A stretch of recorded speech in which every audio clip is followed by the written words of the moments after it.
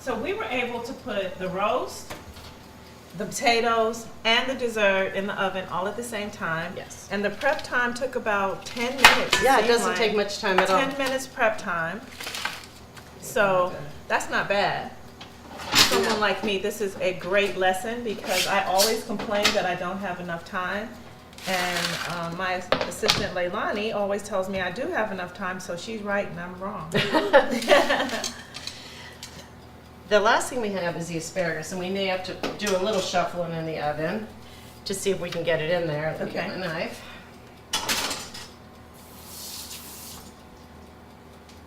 I like to roast vegetables. I do that very often. Okay. And again, it's because it's easy. I don't have to worry about it on the stove, and I don't have to worry about taking care of it and making sure it's not burning and that there's enough fluid in the pan. This way, I just sort of sit it in the oven. This is washed. I did wash it, but I left it this way because one of the things that I do is I just basically go by where the rubber band line is, and that's where I will cut. However, let's see if I can find a piece that's a little bit different. This happens to be a really nice amount.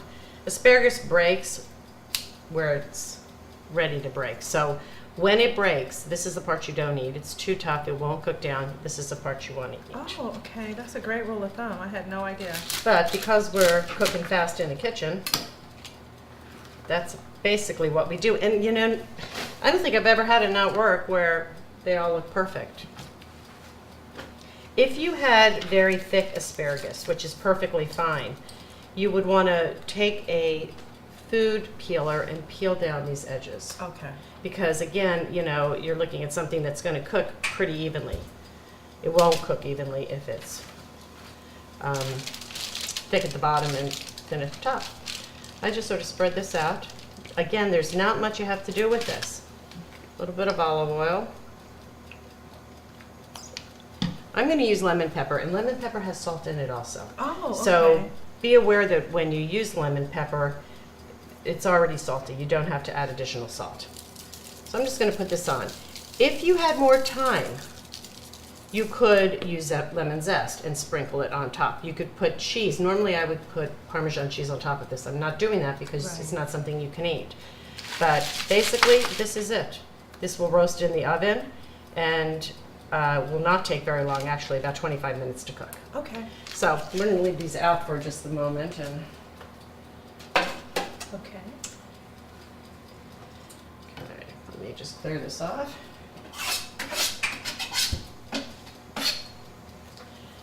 So our dinner is pretty much done. It is It's in pretty the much oven, done. And now we can help our kids with their homework. We can take time to relax. We can do a lot of the things that we'd want to do for ourselves personally while our meal cooks for approximately 45 minutes. What I'm doing now, basically, is prepping for what you're going to eat tomorrow. Okay. All right, because we probably won't eat the potatoes or the asparagus, but we will use the leftover meat. And in order to do that, we want to make some Pico de Gallo. I love Pico de Gallo. It's very easy. People are afraid of it. You shouldn't be afraid of it. You can cut your tomatoes to any size you want. I like to use a medium dice. I left a couple of tomatoes out because I want to show you how to cut them. Okay. I think it's kind of interesting to see. These are Roma tomatoes. I tend to use Roma tomatoes when I'm cooking with Mexican food. I kind of cut down like this. I make 4 slices. Reason being, it's got seeds come out real easy with this. They just sort of fall right out. It's okay if you have seeds, and you're going to, again, cut this in a 1/4 inch dice. But if you don't want seeds, that's the easy way to get them out.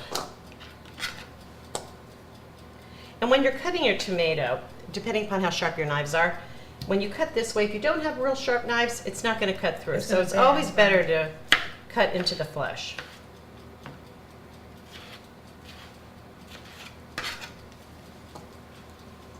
So we're just going to add.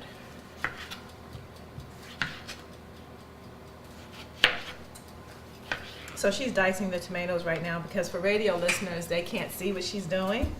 And I invite you to watch us on YouTube, especially for this episode, because you're learning to cook a meal a meal prep that will be a meal for 2 days instead of one. And so we're learning how to eat healthy and make a meal that can last for more than 1 day. You know, as a working mom, I remember that was my challenge. Making food that could last more than 1 day, that was healthy and, you know, that the kids would like. And so this is something that goes over well with the entire family.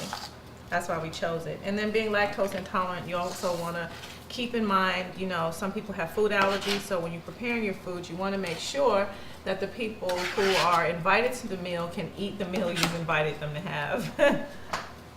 All right, I'm going to show you how to cut up a jalapeno. Okay, yeah, that's interesting. Jalapenos are not the hottest pepper, so you don't have to worry about a lot of heat with a jalapeno. Serrano is an option for this if you like a lot of heat. And if you want more heat, just leave your seeds and the pith inside, and it's fine. I try and kind of cut around.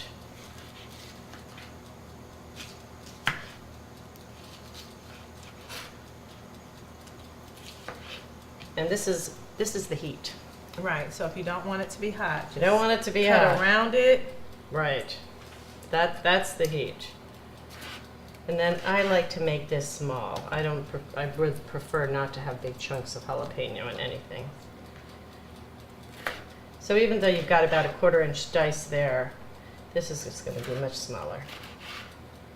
Right, and you're keeping in mind all of the members of the family, everyone. Some people like spicy, some don't. You know, big chunks, small chunks. You have to keep everyone in the family in mind Right. when you're cooking. And this looks like a lot, but it's really, it doesn't add that much heat to your Pico de Gallo. We have a couple of limes. And I'm a fan of limes in Mexican food. Even on fruit. Limes are great on fresh fruit. Yes, I love lime on fresh fruit. This is a squeezer. You don't have to have one. You can do it yourself. But for me, it's nice and easy. I actually have that same squeezer, and I got it from Bed Bath & Beyond. Yeah. And I use it for making lemonade, all kinds of things. This is a little bit of a mix of salt, pepper. I have a little garlic powder in here. I have a little bit of cumin in here. And I'm just going to add that to it. Tomatoes need salt. If you have a dish that you're cooking and you have tomatoes in it, if it's a tomato bisque or a tomato marinara sauce, it's salt that you need to add. If it doesn't taste right, just add a little bit of salt. See how it tastes. It's usually very good. I happen to be a cilantro fan. Let me ask you this. I love cilantro. Okay. You either love cilantro or you hate cilantro. There's no in between. So my clients, if they don't like cilantro, they don't like arugula. It tastes like soap to them. That's what they tell me. So often I make this with parsley. Oh, okay. But it has a whole different flavor, and I think cilantro is great. So these are just some cilantro leaves. We're just going to give them a rough chop. Cilantro smells so good to me when you're cooking. It just adds another. It's an element that's great. It's a wonderful, wonderful herb. I grow this in my garden as well. Not this particular one because it's not seasoned, but doesn't have to be perfect. It's just kind of a rough chop.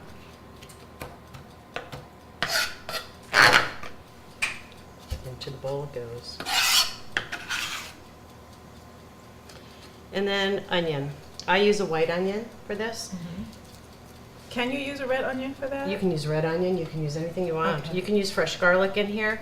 I'm trying to make it so that it's relatively simple.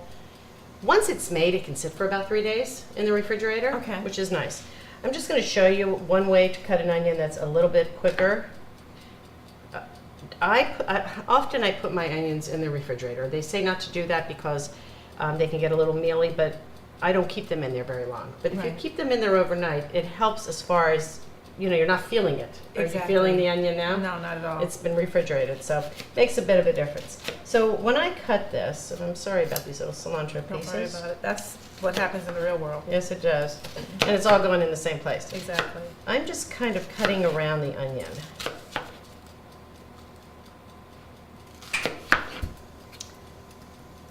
You can do this based on the dice you want. I'm going about 1/4 inch.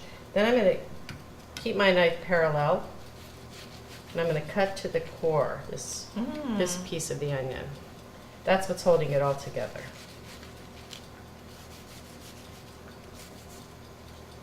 Then you just cut your dice.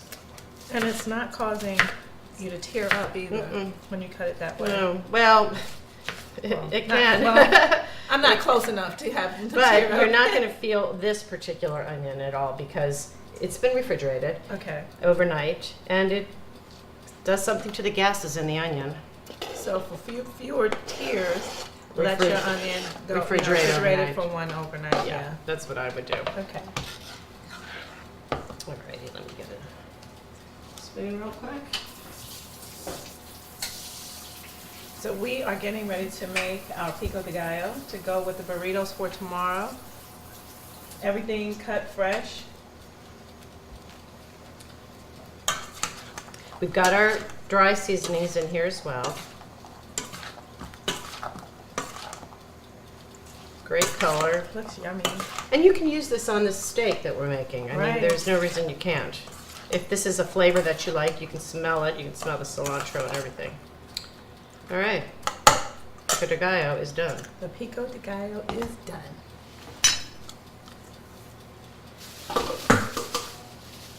We'll make a little bit of guacamole. Okay.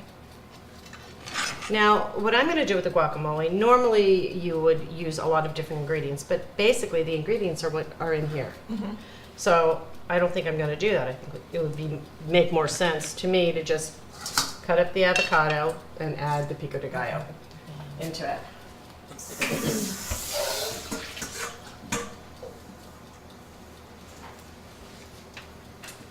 So, to do an avocado, to cut up an avocado. And I tend to buy more than I need, just because you don't know what it's going to look like on the inside. Right. This is a great little tool.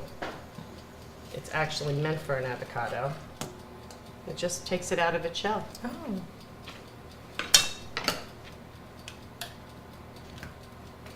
Now, where would we buy that? At someplace like? You could probably buy this at like a Sur La Table. You could buy this online at like chef.com. You can slice your avocado. Oh, well, I'll show you on this one. The other thing you can do is you can actually slice the avocado and create the little slices. You have to be careful not to go through the skin, and sometimes the skins are really soft. So you want to be careful not to cut your hand, but you can see it comes out diced. For me, I'm going to make this just a very rough guacamole.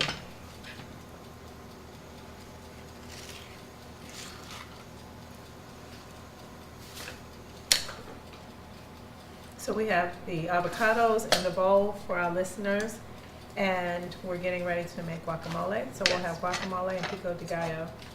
Which-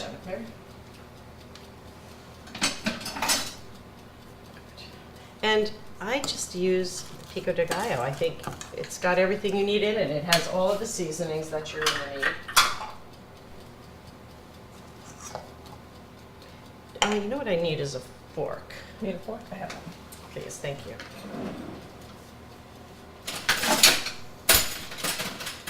Here's a fork. Thanks. So we're just going to smash this up a little bit. I like a rough cut. You can make it beautifully diced if you want, but you don't need to. So you just smash the avocado I'm just in the smashing bowl, it up. and then you'll add the pico de gallo. Yes. How much pico de gallo? I would start with about 1/4 of a cup. It's a taste thing. It's how you feel about the flavor. So we just basically mash that up. We're going to add a little bit of this. It also already has the lime juice in it, so Yes. You don't need to add more lime. You may want to add more lime if you like your guacamole to have that sort of a citrusy flavor. And I'm not making a lot of this. I'm making enough to use for the burritos. So that's Okay. the whole point of this, is making it for the burritos. That's guacamole.